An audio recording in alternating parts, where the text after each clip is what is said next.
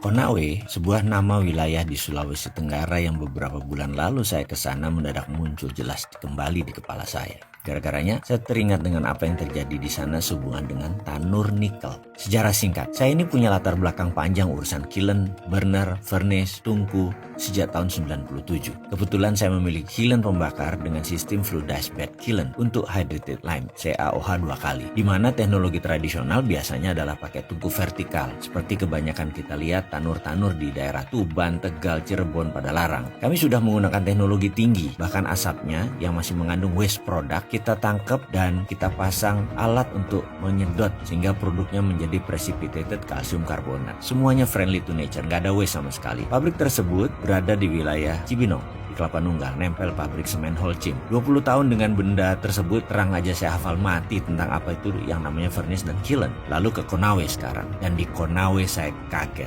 Lokasi tanur di Konawe yang makan waktu 1,4 jam dari Kendari, ada hal yang membuat saya kaget. Berjajar vertical kiln tungku pembakar nikel atau nickel smelter. Ada kali 50-an, tingginya rata-rata mungkin 18 meter. Tinggi sekali, asli saya kaget. Pertanyaan saya, mengapa pakai tanur furnace vertikal ya? Ini kan barang teknologi lama. Apa mungkin karena murah, atau karena cepat pengerjaannya, atau karena low teknologi, walaupun merusak lingkungan, gampang ngontrolnya. PLC, Programmable Logic Controlnya kan sederhana, semuanya panel, tidak perlu komputer IT yang canggih. Itu dugaan saya sebelum saya masuk ke dalam lokasi pabrik tersebut. Saya akhirnya masuk ke dalam. Pertama saya melihat struktur besi terpasang di sana dan tungkunya. Saya menatap tajam semua struktur dan mulai Jawa Timuran saya keluar. Ancuk rek, makian saya keluar dalam hati nih ya. Bawaan saya waktu itu mau perang aja, rasanya wis arep tak tantang carok iki sing duwe. Asli gondong pol, saya bilang gitu. Asli saya ngamuk walaupun dalam hati. Bener deh, kalau ada celurit saya tak tantang iku orang asing sing wet dan tenan itu. Tapi saya masih tahan. Lalu saya berkunjung ke ruangan PLC room. Ya kelihatannya bagus dan baru, tapi saya tahu semua ini bungkusan tok. Ini barang bekas. Tahu kenapa saya gerendeng? Ini namanya ekspor debt atau mengekspor hutang, atau Indonesia mengimpor hutang. Di sono negara yang kita ambil, mereka yang mengekspor hutang. Mungkin saya salah, tapi sesama bajingan ekonomi, jangan anggap remeh si Sontoloyo ini. Insting saya jalan. Ini kita import debt, mengimpor hutang. Saya ini bajingan ekonomi, tapi yang saya makan bukan negara sendiri, negara orang. Begini ceritanya, kisah nyata ini. Dulu saya memiliki pabrik di Pasuruan, hutang bank.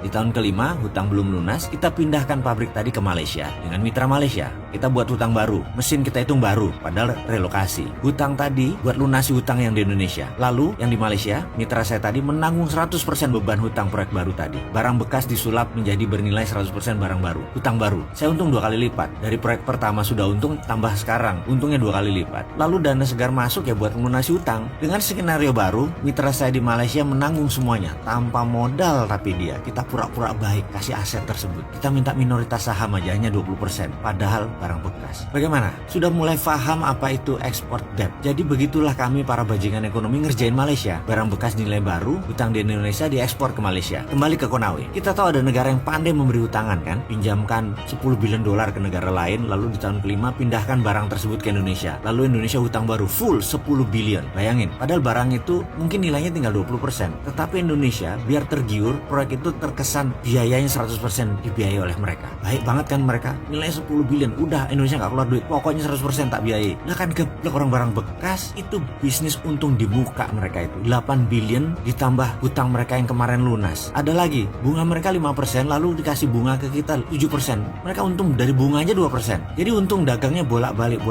Lah kan saya anco-ancoin itu proyek, digeblek-geblekin pejabat yang masukin investasi ini. Yang katanya memasukkan investasi billion dolar ke Sulawesi Tenggara. Gak ada tunainya, yang ada mesin dinaikkan 5 kali lipat, kita sudah nanggung 100% hutang, blek barang itu ditaruh. Kan yang nanggung Indonesia. Ancuk tenan lah. Saya tuh udah tensi saya tinggi kalau udah kayak gini. Tangan saya ngepal berapa kali dan dalam hati ngamuk gemuruh emosi. Saya melihat tumpukan limbah B3 di mana-mana, sisa pembakaran nikel, udara sesak debu pabrik. Lalu di mana untungnya buat masyarakat Indonesia? Lalu yang mengantar saya berkata, "Bapak mau sekalian ke Morowali nggak Pak? Hanya 5 jam kira-kira dari posisi sekarang." Saya menatap dia dan bertanya, "Berapa banyak tanur di sana?" Dijawab olehnya, "Ya lebih banyak Pak dari Konawe." Saya diem, cuman komentar anjrit. Yang itu aja yang keluar dari lidah saya. Walah Gusti, mudah-mudahan ini saya salah data. Maafkan kalau saya salah, nggih.